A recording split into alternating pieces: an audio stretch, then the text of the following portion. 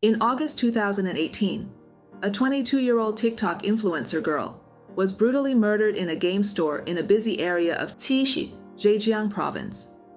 Photos of the crime scene quickly spread online, and rumors began to circulate that the victim was a gold digger and had cheated on her boyfriend. Welcome to Red Eastern True Crime. If you enjoy this story, please subscribe to my channel. Let's dive into this story. The victim's name is Chen Chafang. She had more than 400,000 followers on Douyin, the Chinese version of TikTok. Chen was born in 1996 in Tixi, Zhejiang province. She has one brother and her parents run a small factory, so they are well off. Chen is described as well-behaved, gentle, and fond of dancing. She grew up in a loving and harmonious family, where she was showered with love and care from her parents and brother. In 2015, at the age of 19, Chen graduated in early childhood education and started working as a teacher at a government-run kindergarten in the city. Soon, her parents bought her a 2-bedroom apartment near the kindergarten for her convenience. In 2017, Chen quit her job at the kindergarten to pursue her passion for dance and became a dance teacher at a training institution, earning about $1,500, which was higher than her previous salary. Her parents also bought her a Mercedes for transportation. In addition, her parents had built a 2-story house for her future marriage before she graduated, hoping that she would live a happy, stress-free life. In early 2017, Chen ran into Wu Yidong, a senior from the same high school. Wu was 5 years older. They weren't familiar with each other at first, but when they met again, they bonded over their shared love of animals. Wu began to woo Chen, giving her flowers and a puppy and making every effort to make her happy. Though attractive and from a wealthy family, Chen didn't have much dating experience. This time, Wu was able to win her over. Born in 1991 in Tixi, Zhejiang province, Wu comes from a family where his parents work as beekeepers in Inner Mongolia, with an average income. Raised by his grandmother, Wu studied culinary arts at a vocational school. After graduating, he decided to run an online clothing store instead of working for someone else, but his income was inconsistent. In the early days of their relationship, Chen and Wu enjoyed a few months of sweet moments together. Wu often spent the night at Chen's apartment, but because they hadn't been together long, and Wu didn't have a steady job, Chen hadn't told her parents about her boyfriend. One day in August 2017, Chen's parents went to the city hospital for a checkup. Afterward, with some time to spare, they decided to visit their daughter's nearby apartment. At around 10 a.m., Chen's parents entered the apartment with a spare key and found Wu sleeping in the bedroom, as Chen was not home.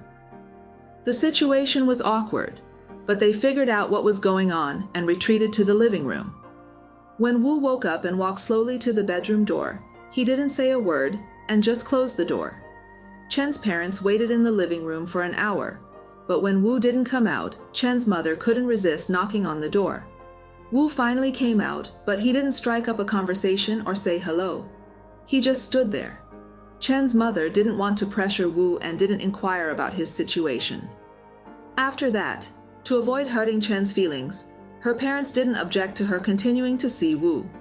They simply expressed their hope that Chen would find a boyfriend who really cared for her and had a good character. As the 2018 Chinese New Year approached, Wu's parents returned from Inner Mongolia. Chen visited Wu's home for the first time and met his parents. Wu's parents were impressed with Chen and even gave her a gift of 10,000 RMB, about $1,500. After that, Wu asked Chen for money a few times, and Chen sent it to him without a problem. In certain parts of China, when a man's parents meet their son's girlfriend, especially if they see potential for marriage, they may give a gift of money. However, it's not common for them to give as much as $1,500, so it's obvious that Wu's parents really want Chen to be their daughter-in-law in the future. Over time, Chen and Wu began to argue more frequently, and Chen began to notice Wu's stubborn, paranoid, and violent tendencies. In February 2018, they had another fight. While Chen was driving to work, Wu suddenly appeared, stopped the car, and took Chen's car key and phone. Chen had to use a passerby's phone to call her brother to get the key back because she had to get to work. When Chen's brother arrived, he met Wu for the first time and saw that the Mercedes windshield was broken and the front bumper was damaged. He called the police. Meanwhile, Wu continued to insist that Chen return the $1,500 his parents had given her. Upon hearing this, Chen's parents told her to give the money back to Wu and to stop contacting him. Chen explained that most of the money had been spent by Wu, and even if she were to return it, it should go back to his parents, not to Wu. Chen later tried to return the money to Wu's parents, but they refused to accept it. As the situation developed, Chen's family began to oppose her continued relationship with Wu.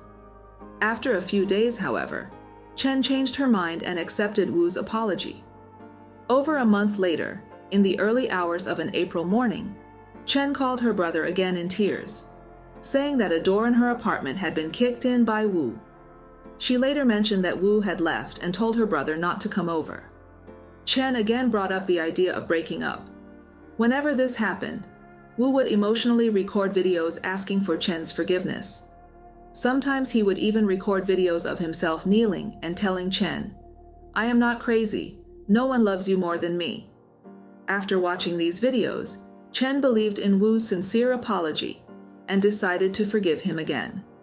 Less than a month later, Chen discovered that Wu was involved in online gambling and had accumulated a large debt. She decided to break up with him again. To her surprise, while she was out during the day, Wu broke into her home and took many of her clothes and belongings, prompting another police intervention. Afterward, Wu humbly asked for reconciliation and even wrote a pledge, promising not to make the same mistakes. Chen once again forgave him. On May 26, 2018, the couple went on a trip to Hangzhou, the capital of Zhejiang province. They had a great time, and during a boat ride on West Lake, Chen spontaneously performed a gesture dance, which Wu recorded and uploaded to his TikTok. The video quickly went viral on social media, garnering more than 1.8 million likes. The sudden influx of followers brought Wu good earnings, and he realized that Chen had significant commercial value to him. So Wu kept looking for new content and pushed Chen to record more videos. Within a month, he had posted 59 videos. Wu's TikTok account soon reached 400,000 subscribers. While Wu was excited, Chen was not. She thought it was okay to make the occasional entertaining video, but she didn't want to focus on gaining followers just to make money. Despite Chen's reluctance, Wu ignored her feelings and started accepting advertising deals for her to film. Chen didn't want to do it, but she also didn't feel comfortable saying no to Wu. She told her friend about Wu, and the friend pointed out that Wu was just using her to make money. A few days later, Wu told Chen that he had received 2 commercial offers for her to film, each paying 3,000 RMB, about $450. This time, Chen firmly refused to film. Ignoring Chen's feelings, Wu's actions left her feeling exhausted. She began to distance herself from Wu, hoping to end the relationship by avoiding him. However, Wu often showed up at her apartment without her permission, and when Chen refused to let him in, he violently kicked the door. Concerned for Chen's safety, her family decided to intervene. Chen's mother thought of a reason to tell Chen, "We are planning to sell your downtown apartment and get you a bigger one in the future. Why don't you move back home for now?" By the end of June 2008, Chen had moved back to her parents' house. On July 12th, Chen officially ended her relationship with Wu, blocked him on WeChat, and changed her phone number. Despite her efforts, Wu managed to get her new number and continued to call and send threatening messages, demanding that Chen add him back to WeChat. He even sent a video of himself abusing a dog, saying, "I'll make you watch her die." The dog was Wu's gift from Wu to Chen, which she returned to him before moving out of her apartment. Chen was devastated and reluctantly agreed to see Wu again. She gave him 2,800 RMB, about $420, to take the dog back to her parents' house. Later, Chen sent $1,500 to Wu's cousin, asking her to help return the money to Wu's parents. On July 25th, Chen took a group of children to a performance, and Wu secretly followed her. While Chen was gone, Wu vandalized her Mercedes, breaking the emblem and scratching the body, causing about $2,000 in damage. Chen's family called the police again. Surveillance footage showed that Wu was often near Chen's home at night. The next day, July 26th, while Chen was walking in the park with a male friend, Wu suddenly attacked the friend and threatened him with a knife. Chen called the police, and Wu quickly ran away. Chen's mother, who had become increasingly concerned about Wu's harassment, stalking, and threats, even suspected that Wu had hidden a tracking device in Chen's car. She began driving her own car every day to pick up and drop off Chen at work. After that, Wu continued to call and text Chen every day. Sometimes he would beg, saying, "I'll take you on a trip, I'll pay for it. I don't want you forever, just a few months with me, okay?" Other times he would threaten, "If you continue to ignore me, I'll climb into your second-floor bedroom window at night." On the morning of August 1st, 2018, Wu messaged Chen again, asking for a meeting, but Chen didn't respond. By 4 p.m., Wu, who had not received a response, lost his mind. He sent a message saying, "You're done, damn it. You've really pissed me off. Let's both go to hell. Screw you, go to hell. Just wait and see." Chen did not respond to these messages. An hour later, at 5:31 p.m., she texted her mother that she was going to the movies with friends and would be home afterward, so her mother wouldn't have to pick her up. Her mother replied, "Don't go to Tiger Mountain. Don't go out with a male friend." "Okay?" Chen replied. "Sure." At 8 p.m., Wu waited outside Chen's workplace. He saw her get into a car and followed in his car. When they reached a shopping mall, Chen got out of her colleague's car and suddenly saw Wu. She got scared and started running. Wu, who was wearing a mask, caught up with her and pushed her into a nearby game store. Without saying a word, Wu pulled out a knife and stabbed Chen several times. At 8:58 p.m., Wu fled the scene. Shortly after, the police and an ambulance arrived at the scene. Many people gathered outside the game store, with some taking photos and videos of the incident and the victim. An hour later, Chen's mother received a call from Chen's colleague with the heartbreaking news. She immediately called her daughter's phone, hoping it was not true. Unfortunately, Chen did not answer, and her life ended at the age of 22. At 9:30 p.m. that night, Wu realized that he would eventually be caught, and voluntarily turned himself in at the police station. Police investigations, including surveillance footage, showed that only 3 minutes elapsed between the time Chen noticed Wu following her and the time Wu fled after the attack. The photos of the crime scene, which spread like wildfire online, attracted a lot of attention. Before the police revealed the suspect's motive, many rumors surfaced on the internet. Some falsely claimed that Chen was a gold digger who dated a rich guy and spent all his money while cheating on him.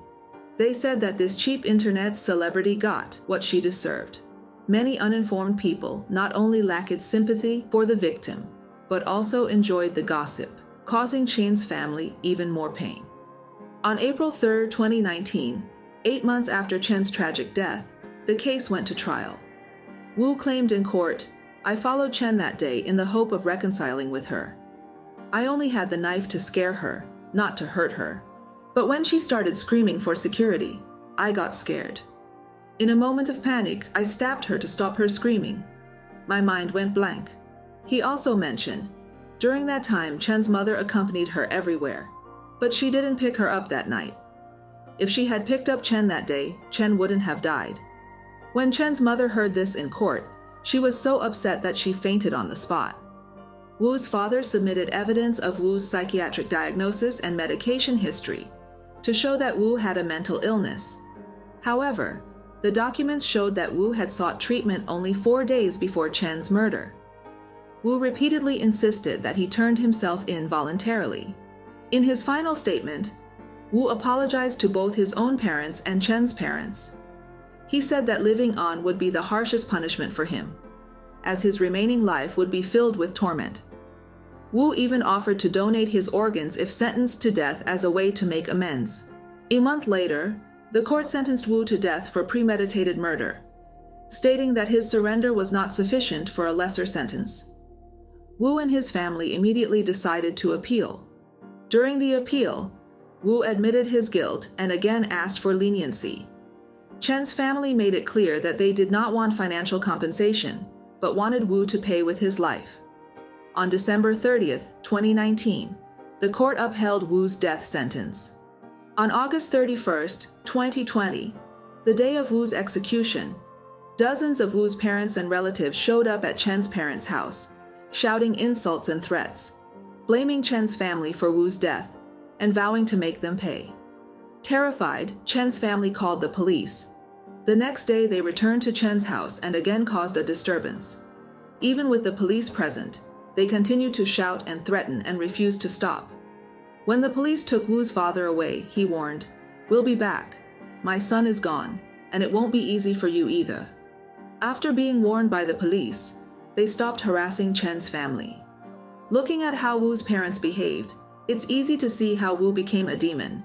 He learned from his parents that it's okay to be selfish, to disregard rules, and to lack basic human decency. Wu was narcissistic and paranoid, with a strong need for control.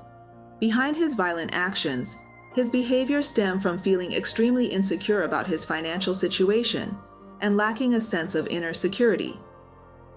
Chen used to be a positive influence in his life, but when he lost her and couldn't get her back, he chose to destroy rather than cope with the loss. As a child, Wu was one of the many left-behind children in China who lacked proper parental guidance and support. As an adult, instead of making positive changes, he spiraled into extreme behavior. Unlike Wu, Chen grew up in a wealthy environment, with the love of her parents and the protection of her older brother. When rumors spread online, Chen's brother and sister-in-law took to the streets to protest, wearing mourning clothes and holding signs defending Chen's innocence and reputation. When I think about Chen's situation, I feel both sad and a little angry. How could this young, beautiful, kind-hearted girl with a bright future not have a stronger sense of danger? Before they broke up, Chen forgave Wu for his illegal activities, such as a break in stealing and damaging her car. As things got worse, her parents finally convinced her to move back home. After the breakup, Wu stalked and physically attacked her male friend on several occasions. And with such a clear signal, she didn't think about staying at home more, moving to another city, or even traveling to another country to get away from him.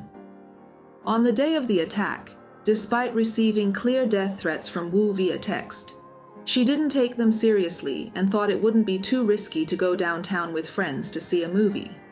Chen's parents did not approve of her boyfriend, but they did not interfere. They respected her choices and protected her, but they didn't teach her how to protect herself.